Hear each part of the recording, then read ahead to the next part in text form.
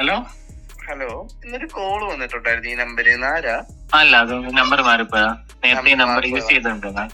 അല്ല, എന്റെ ഒരു സേവ് ആയി കിടപ്പുണ്ട്, അതുകൊണ്ടാ ചോദിച്ചേ. ലൈക്ക് എനിക്ക് അറിയാവുന്ന ആരെങ്കിലും ആണോ നോക്കാനായിട്ടാ. അല്ല, എന്റെ അങ്കിളിന്റെ ഈ നമ്പർ ഉണ്ടായിരുന്നു. അപ്പൊ അങ്ങനെ കോണ്ടാക്ട് കണ്ടപ്പോ വിളിച്ചതാ. പിന്നെയാണ് വേറെ നമ്പറാണ് വെച്ചത്.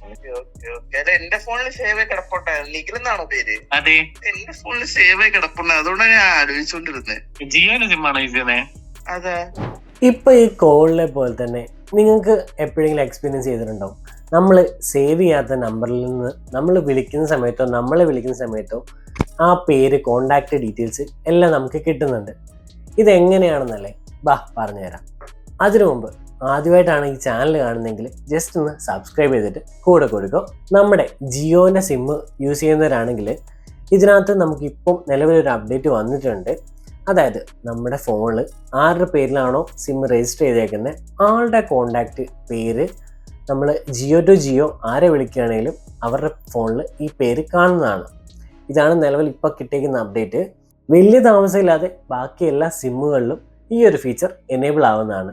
നമ്മൾ സിം എടുക്കുമ്പോൾ ആരുടെ പേരിലാണോ, ആരുടെ ആധാർ വെച്ചിട്ടാണോ എടുക്കുന്നത് ആ ഒരു പേരാണ് നമുക്ക് വിളിക്കുമ്പോൾ കിട്ടുന്നത്. നിലവിൽ ജിയോയിൽ വന്നിരിക്കുന്ന ഈ ഒരു അപ്ഡേറ്റ് നമ്മുടെ ട്രൂ കോളർ പോലുള്ള ആപ്ലിക്കേഷൻസിൻ്റെ ഒരു തിരിച്ചടിയായിരിക്കും സംഭവിക്കാൻ പോകുന്നത്.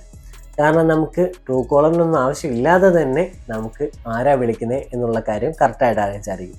പക്ഷേ ഇങ്ങനെ ചെയ്യുമ്പം ഉള്ളൊരു പ്രശ്നം എന്താ സംഭവിക്കാൻ പോകുന്നത് വെച്ചിട്ടുണ്ടെങ്കിൽ, നിങ്ങളിപ്പോൾ മാരീഡ് ആയിട്ടുള്ള ആളാണെങ്കിൽ ഇപ്പോൾ നിങ്ങൾ വൈഫിൻ്റെ പേരിൽ ആണ് സിം എടുത്തേക്കുന്നത് എന്നുണ്ടെങ്കിൽ നിങ്ങളെ ആരെങ്കിലും വിളിക്കുമ്പോൾ വൈഫിൻ്റെ പേരായിരിക്കും ഈ കോളിൽ കാണാൻ സാധിക്കുക. അപ്പം ചെറിയ ചെറിയ കുടുംബ കലഹങ്ങളൊക്കെ ഉണ്ടാകാനുള്ള ചാൻസ് ഈ ഒരു ഇതിനകത്തുണ്ട്. എന്നാലും ബാക്കി എല്ലാത്തിനകത്തും നിലവിൽ ഉടനെ അപ്ഡേറ്റ് വരും എന്നാണ് നിലവിൽ കിട്ടുന്ന റിപ്പോർട്ടുകൾ. നിലവിൽ ഇപ്പോൾ ജിയോയിൽ മാത്രമാണ് എനേബിൾ ആയിട്ടുള്ളത്, ബാക്കി സിമ്മുകളിൽ ഉടനെ വരുന്നതാണ്.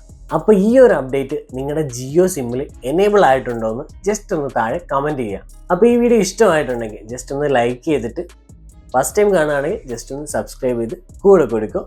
അപ്പോൾ ഇതുപോലുള്ള കൂടുതൽ കണ്ടന്റുമായിട്ട് ഞാൻ പിന്നെ വരാം. അപ്പം it's me Nikhil signing off. By.